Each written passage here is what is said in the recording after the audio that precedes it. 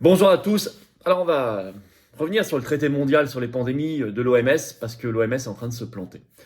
Dans la dernière ligne droite, mais attention, il y a des résistances partout. Formidable appel du professeur Perron sur ce traité. On est très heureux, on l'a relayé. Ça fait des mois qu'on le combat et c'est une pierre très importante à l'édifice de la résistance en France. Et puis vous allez voir que des surprises venues des États-Unis, de l'Italie et l'OMS qui est en train de comprendre que ça coince. Mais attention, ils sont en train de nous sortir plein de dingueries. Je vous avais parlé récemment de la bactérie japonaise mangeuse de chair. Ils n'ont pas arrêté sur l'histoire. Hein. Ils ajoutent maintenant une grippe aviaire pour l'homme. Une nouveauté qui nous agite depuis 2-3 jours. Au moment où l'OMS a besoin de faire peur, parce que l'OMS a besoin de forcer les opinions publiques, les pays, à accepter, les 194 pays membres, ce traité mondial juridiquement contraignant. Très problématique pour notre souveraineté sanitaire. Alors on va voir tout ça dans cette vidéo. Ce qu'il faut retenir quand même globalement, c'est que l'OMS est en train de trébucher dans la dernière ligne droite et qu'il faut donc accentuer la lutte. Merci pour cela. Déjà de partager cette vidéo pour que tout le monde soit informé. Il y a beaucoup de Français qui ne connaissent pas ce traité mondial. Et moi je pense qu'il faut quitter l'OMS. L'OMS n'est plus du tout la structure de partage universel des connaissances, ce qui était formidable, ce que ça devrait être. Non, c'est devenu une machine à la botte des lobbies, de l'industrie pharmaceutique, de la fondation Bill Gates et mondialistes. Et c'est supranational maintenant de plus en plus. Donc il faut quitter. On fera autre chose, autrement. En tout cas, partagez cette vidéo. Pour cela, abonnez-vous si vous voulez bien à cette chaîne en cliquant sur le petit bouton s'abonner. C'est un clic, c'est gratuit. On est à moins de 1000 abonnés, des 500 000 demi-millions, événement historique, inédit, en direct, pour célébrer ça qui viendra. Pour cela, abonnez-vous, c'est un clic, c'est gratuit. Ou réabonnez-vous si YouTube vous a des abonnés. En plus, ça vous aide si vous appuyez sur la petite cloche à côté, que vous êtes notifié dès qu'il y a une nouvelle vidéo sur la chaîne. Et en plus, quand vous êtes abonné, par rapport à non-abonnés, eh bien les vidéos sont mieux recommandées par YouTube, on va toucher de nouvelles personnes. Merci à vous. Le 11 avril, ce jeudi 11 avril à 19h, je suis en grosse réunion publique ouverte à tous, adhérents comme non-adhérents, à Palavas-les-Flots. Vous pouvez toujours vous inscrire sous la vidéo en description. Le 18 avril, jeudi 18 avril, dans le Puy-de-Dôme à Lezoux, pareil, il y a un autre lien pour s'inscrire. Et gros meeting à Saint-Germain-en-Laye, le jeudi 25 avril. Inscrivez-vous également, il y a un autre lien sous la vidéo en description. Vous trouverez d'autres liens sous la vidéo en description pour adhérer, réadhérer ou faire un don au mouvement. C'est très important. Ils sont sous la vidéo en description. Je vous attends maintenant, notamment pour les européennes, nous aider à financer, nous aider à faire campagne, vous impliquer, faire ce que vous voulez, venir dans le plus grand mouvement souverainiste et de défense des libertés et de la paix de France que sont les patriotes et soutenir cette liste pour le 9 juin, les européennes que j'ai l'honneur de mener, liste des souverainistes et résistants en rassemblement. Frexit, liberté, paix. Adhérer, réadhérer, donner. Les liens donc sont sous la vidéo en description. J'y reviens en fin de vidéo, c'est très important. Pensez-y maintenant et vous ne le regretterez pas. Vous allez voir, personne ne le regrette parce qu'on se bat pour des causes qui nous dépassent et qui sont celles de nos enfants aussi et de nos petits-enfants. Allez, on y va.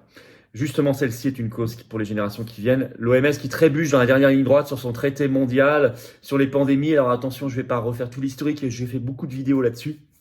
Notamment, je vous ai expliqué que ça commençait à sentir le roussi pour l'OMS il y a quelques semaines sur cette chaîne, vous irez voir, il y a une prise de conscience qui a augmenté en France avec tout ce travail de la résistance, et notamment tout récemment cette semaine, on va y revenir sur une formidable vidéo de mobilisation qu'on a tout de suite relayée du professeur Perron. Attention aux coups tordus. Les nouvelles épidémies, nouvelles maladies, nouveaux virus, nouvelles bactéries, ici et là, on va y revenir. L'OMS trébuche. Alors, on avait évoqué cette montée des réticences et des oppositions partout dans le monde. Accélération, dépêche AFP ce 29 mars. Le titre, Prévention des pandémies, les pays membres de l'OMS, donc Organisation mondiale de la santé, n'ont pas réussi à conclure un accord international, n'ont pas réussi, ils devaient le faire. On est pourtant dans le dernier cycle de négociations qui a ouvert le 18 mars dernier. Alors il y aura une reprise ultime, c'est la dernière chance pour eux des négociations en mai. Je vous mets toujours la pétition d'ailleurs nationale à signer pour faire échec à ce traité également. Je ne vous l'ai pas signalé, elle est en lien sous la vidéo en description. C'est le moment de la signer, de la partager partout, plus que jamais.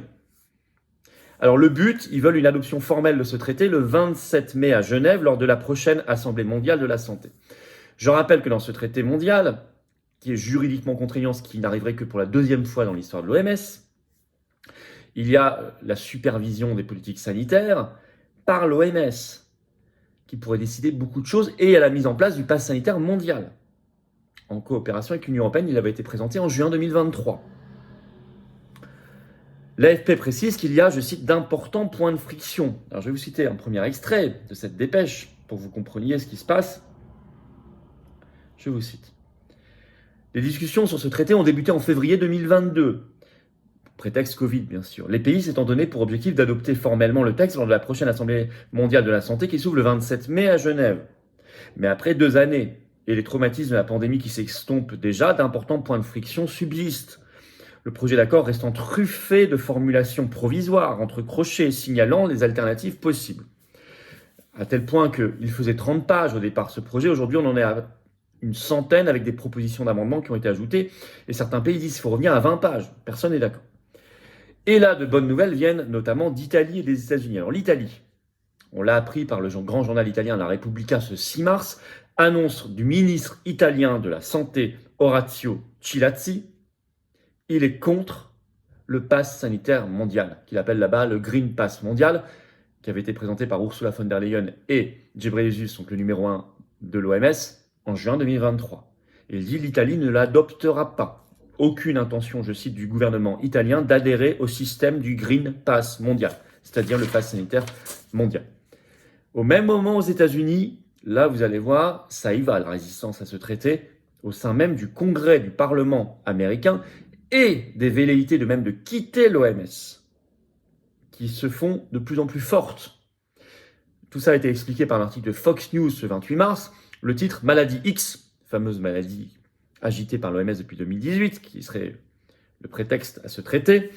Donc Maladie X, les oppositions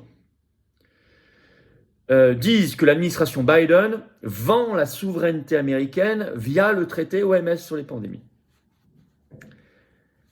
Il y a beaucoup de critiques, dont le président du sous-comité spécial de surveillance et de responsabilité de la Chambre des représentants américains, donc une des 2 branches du Sénat américain, du Congrès américain, à côté du Sénat. Et ce président de cette branche, une sorte de président de commission, est contre ce traité, il le dit. Je cite un extrait de Fox News. Les critiques se multiplient sur cette agence non élue et cet accord qui exigerait que les États-Unis partagent leurs données de santé publique avec l'OMS et plus de 190 pays suivent les règles de l'OMS sur la façon de se préparer et de réagir à la prochaine pandémie. Selon ces critiques, le traité permettrait à l'OMS de dicter la politique mondiale de santé publique. Je cite toujours. Par exemple, le mot doit, devrait, devront, le verbe devoir, apparaît tout au long du projet de document qui serait juridiquement contraignant en vertu de l'accord. Je cite toujours. Les opposants disent également qu'une urgence de santé publique n'est pas clairement définie. On ne sait pas exactement ce que c'est qu'une urgence de santé publique et ça pourrait être étendu aux urgences climatiques ou d'immigration. Le représentant, je vous en parlais, Brad Van Stroop, qui préside le sous-comité spécial de surveillance et de responsabilité de la Chambre des représentants américaine sur la pandémie de coronavirus, affirme que la souveraineté et les droits de propriété intellectuelle des Américains sont menacés par cet accord mondial. Par ailleurs, l'AAF, Advancing American Freedom, donc c'est une ONG créée par l'ex-vice-président Mike Pence pour défendre les libertés, dit, je cite, les États-Unis, c'est dans l'article, doivent se retirer de l'OMS, carrément. Sous pression, le gouvernement américain a dû réagir en donnant des gages. Alors, je cite l'extrait de Fox News. Un porte-parole du département d'État a dit à Fox News Digital que le gouvernement américain s'opposera à tout accord qui porterait atteinte à la souveraineté, la sécurité, la compétitivité économique des États-Unis et au droit des Américains de prendre leurs propres décisions en matière de soins de santé. L'ambassadrice Pamela Hamamoto représente les États-Unis dans les discussions avec plus de 190 pays. C'est ce qu'elle vient de déclarer. Donc c'est bien parce qu'ils ont réussi à mettre sous pression le gouvernement Biden, qui a dû faire ces déclarations.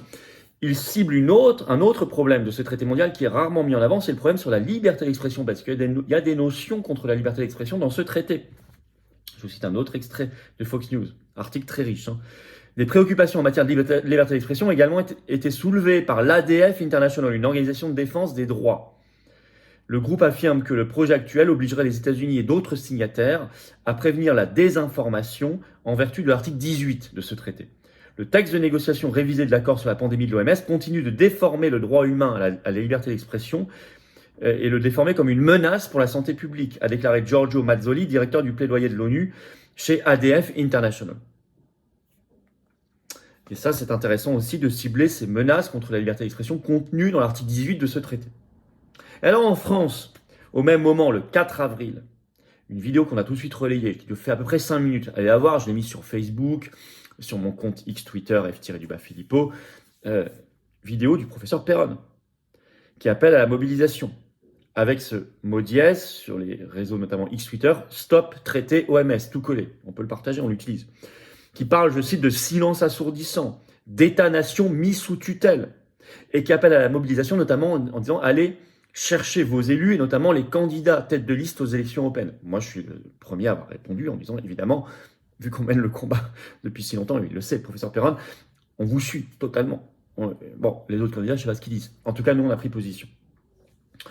Vous savez pourquoi vous votez le 9 juin. Bravo, professeur Perron, parce que je sais que sa vidéo a été partagée énormément sur tous les réseaux et ça a sensibilisé, mobilisé l'opinion plus que jamais.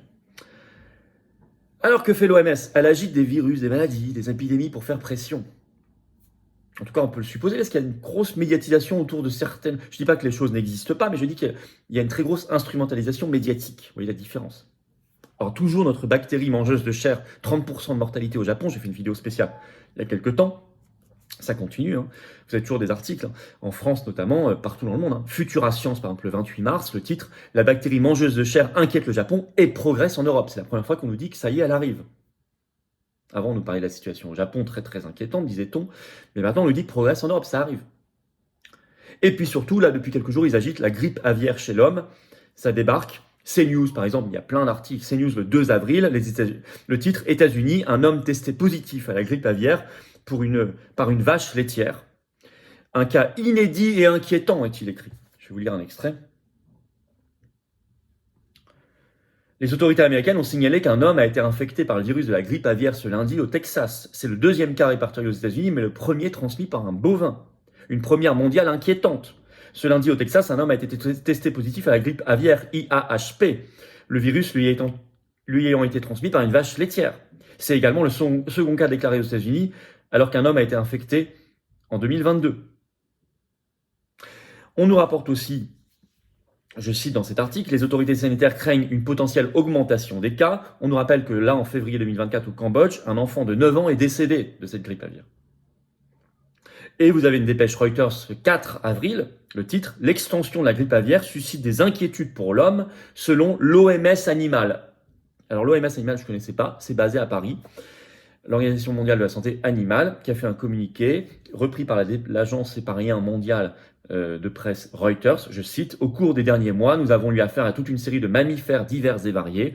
Il est inquiétant de voir cette extension à d'autres espèces », a déclaré le directeur de l'organisation basée à Paris lors d'une interview accordée à Reuters. En fin de compte, nous nous retrouvons avec de plus en plus d'espèces et d'animaux contaminés, donc nécessairement avec une charge virale plus élevée et un risque de contamination de l'homme, a-t-elle ajouté. Alors, ça, vous voyez, on agite tout ça parce que... Et il va y avoir, méfiez-vous aux manipulations dans les jours qui viennent, parce que 27 mai, ça approche, ils vont avoir besoin de faire peur aux gens et aux États pour faire pression, pour faire adopter ce traité mondial. Ça, c'est sûr. Donc, n'ayez pas peur, nous sommes le parti, la liste anti-peur, je vous le redis. Mais là, il va falloir particulièrement se préparer, parce qu'ils ont besoin de ce traité. Ce qui est une bonne nouvelle, ce sont ces réticences, ces résistances croissantes, ces problèmes croissants. Il faut se mobiliser donc plus que jamais. Notre mobilisation, elle est intacte et forte et massive depuis le début. On va continuer à accélérer. Je vous le dis, il faut sortir de l'OMS. Je suis pour un partage universel, un travail universel, une coopération universelle des nations sur les questions de science et de médecine, évidemment, et un partage universel des connaissances. L'OMS aurait pu être cette structure pour le faire, mais elle est complètement, vous le savez, le professeur Perron d'ailleurs l'explique bien dans sa vidéo, complètement aujourd'hui, c'est complètement transformé. Aujourd'hui, c'est une instance de plus en plus supranationale, mondialiste, financée à 80%, non pas par les États, mais par l'industrie pharmaceutique et la fondation Bill et Melinda Gates et dérivés. Voilà, donc on ne peut pas rester là-dedans. Ça nous fait du tort. Et on doit refuser aussi, comme l'Italie, le pass sanitaire mondial, bien évidemment, en plus de ce traité. Merci de partager cette vidéo pour informer. Pour ça, de vous abonner ou réabonner à cette chaîne YouTube en cliquant sur s'abonner en dessous. N'oubliez pas la pétition mondiale contre ce traité sous la vidéo en description en lien à signer, à relayer.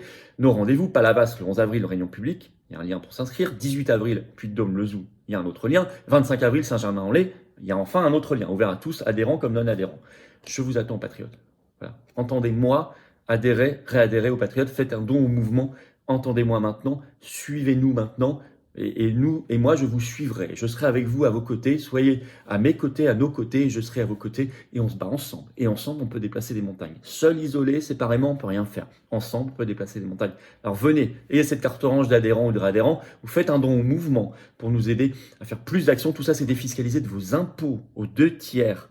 Ça fait baisser très massivement, concrètement, vos impôts plutôt que le donner à Macron, au fisc, qui en fera n'importe quoi, qui financera la guerre, l'OMS, l'Union européenne, l'Ukraine, etc. Et tout le reste. Adhérer, c'est facile, c'est le premier lien sous la vidéo en description pour le faire. Ce lien est également en commentaire épinglé, une petite fiche maintenant sur l'écran, et dans quelques secondes, un lien sur l'écran, choisissez. Faire un don de soutien au mouvement, c'est facile, c'est le deuxième lien sous la vidéo en description. Voilà. Et vous aider à faire plus de tracts, d'affiches et financer les européennes. Ces 2/3 de défiscalisation, si vous mettez, je sais pas, 1000 euros, il y en a qui peuvent, vous retrouvez 670 euros de baisse d'impôt.